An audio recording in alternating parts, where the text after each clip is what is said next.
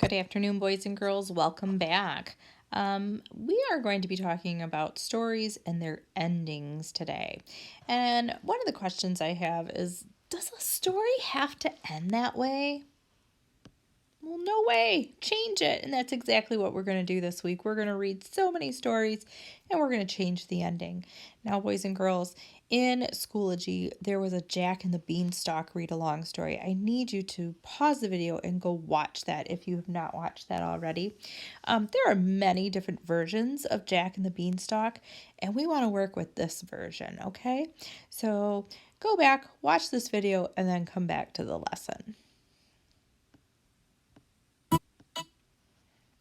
All right, so boys and girls, you watched the Jack and the Beanstalk story in Schoology, and so you know that Jack went up that beanstalk and ran into a fairy, and the fairy told him that the castle and the fortune was all his. It had been waiting there for him all along. And in the end of that story, the ogre agreed with Jack. Jack said, "You can just live here and not work for free." And they all went on happily ever after. Jack got the fortune, the ogre stayed in the castle for free, and everyone was happy. Okay, so the job today is to change the ending of that story. And so I am giving you two examples. We have choice 1 and choice 2. And so, based on that story, I'm not going to rewrite the whole story. I don't want to write about Jack finding the beans. That happened at the beginning. I don't want to write about Jack running into the fairy when he went up the beanstalk. That happened in the middle. I don't want to write how he went and saw the goose with the golden eggs and knew it was his. I just want to change the ending. So, let's look at ending number 1.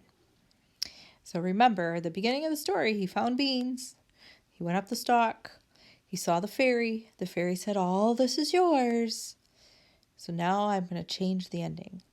"Fee, fi, fo, fum. What is that I smell?" said the ogre. "It is me, Jack. I have come to take back my fortune." "Ha, ha, ha.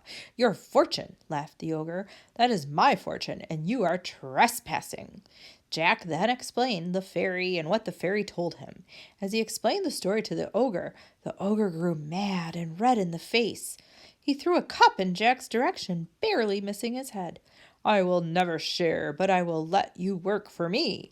You can come daily up the beanstalk, clean my barns, collect eggs from my chickens, and feed my horses. In exchange, you can eat lunch here, and I will pay you for your hard work," said the ogre. Jack did not like this plan, but agreed for the sake of his mother. He returned the next day to start his job in the ogre's barn. Luckily, the lunches were great and the pay was fair. Jack and his mother were never poor again.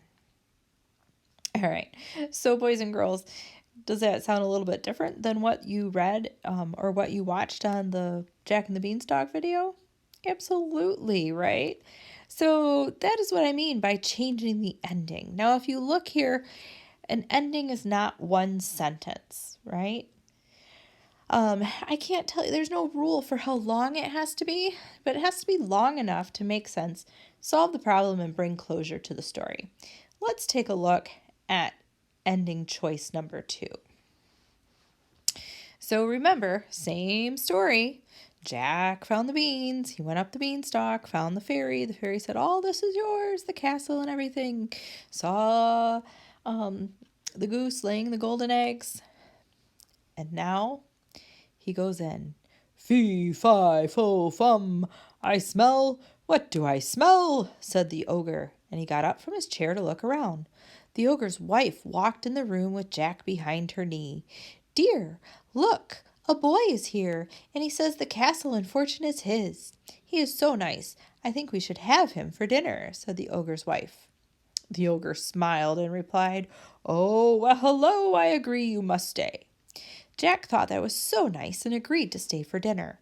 The ogre and his wife diced and chopped onions and carrots, celery and potatoes. Jack said, "That smells good. What is it?" The ogre's wife smiled and said, "The best beef stew I will ever taste," and gave her husband a wink.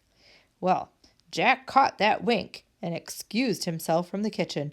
May I use your bathroom, he said.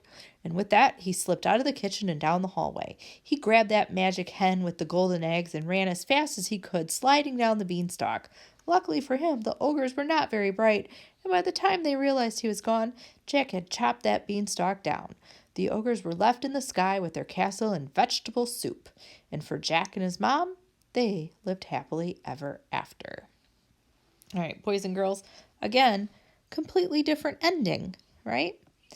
So your job today is to I want you to take that story, Jack and the Beanstalk, and I want you to think of your own ending. Write an ending to Jack and the Beanstalk that is different from one you've heard today.